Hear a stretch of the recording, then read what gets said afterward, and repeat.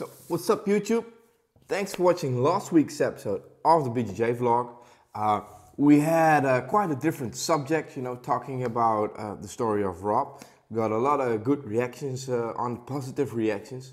So, thank you for that. And now we're back with a new episode. And first of all, I have to apologize because a while ago I promised to do a sparring analysis every 4 weeks.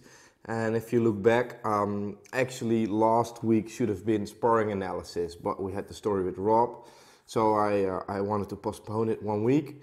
But in all honesty, I forgot to shoot some footage of sparring, and that's because this week is going to be the Rickson Gracie Cup and Rickson Gracie seminar, so there's a lot of stuff to do.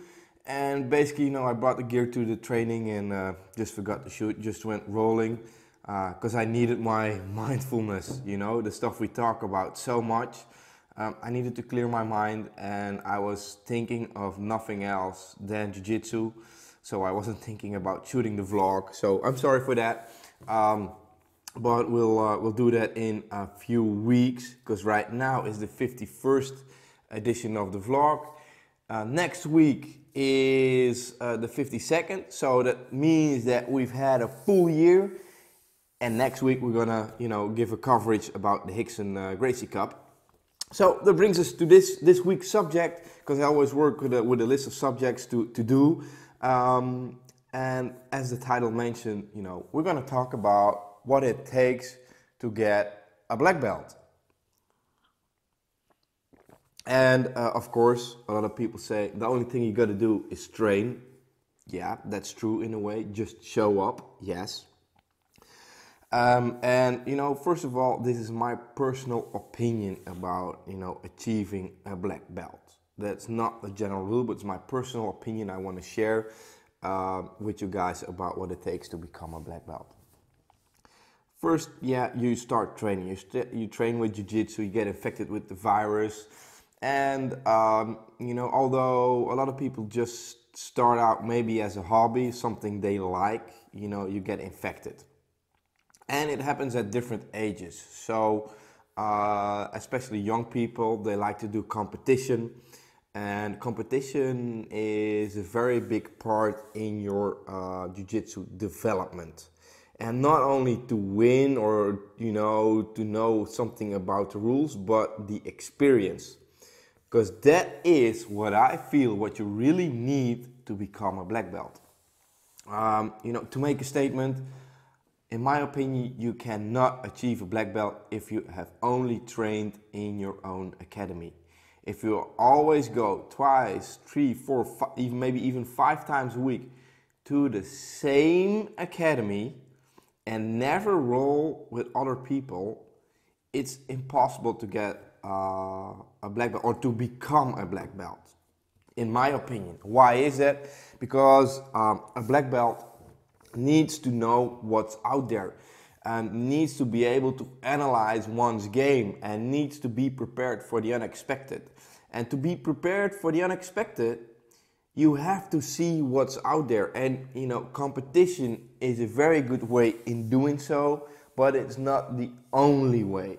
Because, yes, I think, especially with IBJJF competition, with the advantages and stuff, it dilutes the game a little bit. And actually, with every style of competition, you dilute the art a little bit. Even in MMA, UFC, you gotta have rules, to keep it somewhat of, within boundaries. That's normal. But if you have rules and limits, people start to find a way in achieving the most results with the least amount of effort. That's just how it works. That's not a bad thing. That's just something that happens. So, back to where I was talking about.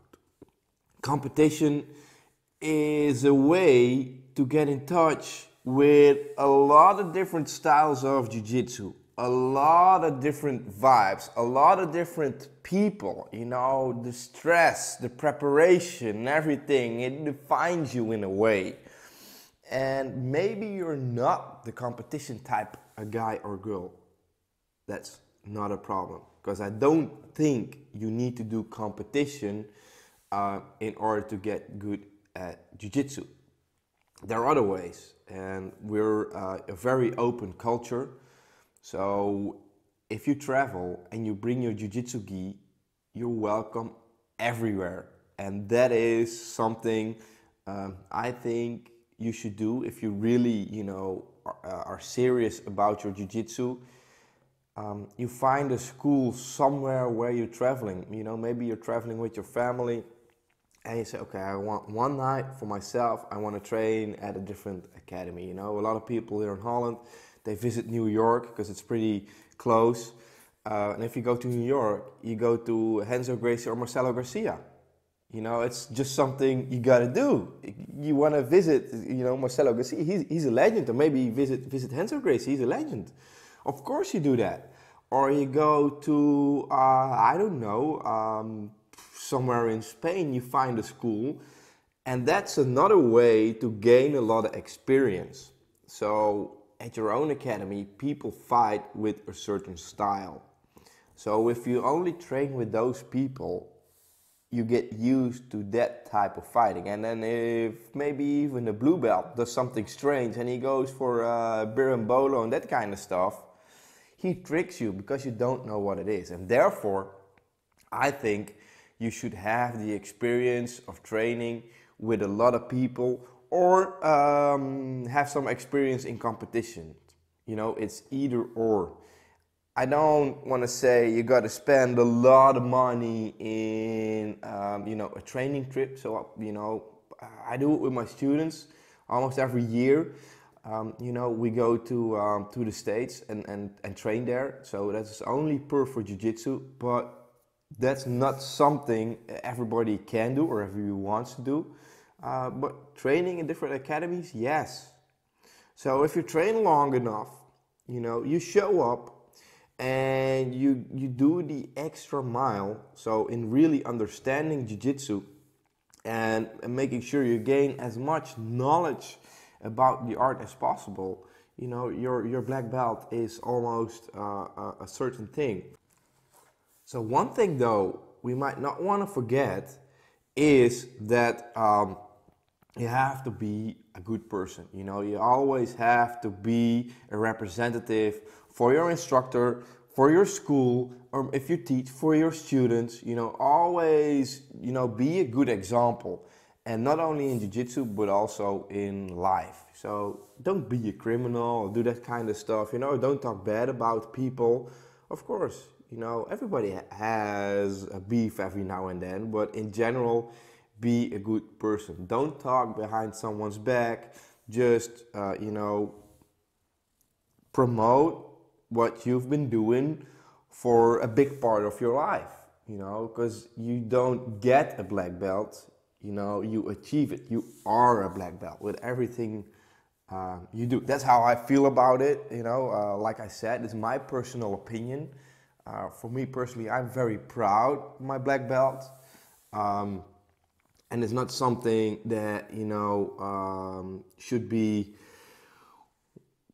should be thought light of. I think it's a big achievement for people when they get it. And sometimes the black belt or lower belt even, can be handed out to someone who has shown such a big achievement in life or in Jiu-Jitsu combined with life, that it makes sense as well. It's not the case in our academy, but I know some instructors who have the following situation. They have, someone training with, mental limitations or syndrome of Down. So the logical thing that a lot of people say, oh, they can never achieve the technical level. First of all, I don't agree with that. But the dedication that those people put in it, or people with, an illness or other disabilities, the dedications that put in there, that itself is worth a belt, an achievement. So it's not only, and that's very often what's talked about, it's not only about what you achieve at competition. Dude, you can have one good move and win competition. It's much more than that. It's experience, it's dedication, it's how you basically live your life. Be a representative for the sport, for your academy and for your jiu-jitsu, and your black belt will come. So I hope that you all follow the path. Now, follow your own path in jiu-jitsu and do what you think is best for you. Stay true to yourself, and one day I'm sure you will achieve that black belt. And maybe when it happens, you think of this story or not.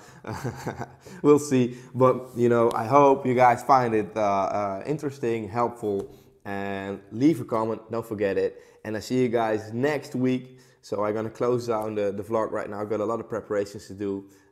See you guys next week when we're back talking about the Hicks and Gracie Cup. Thank you.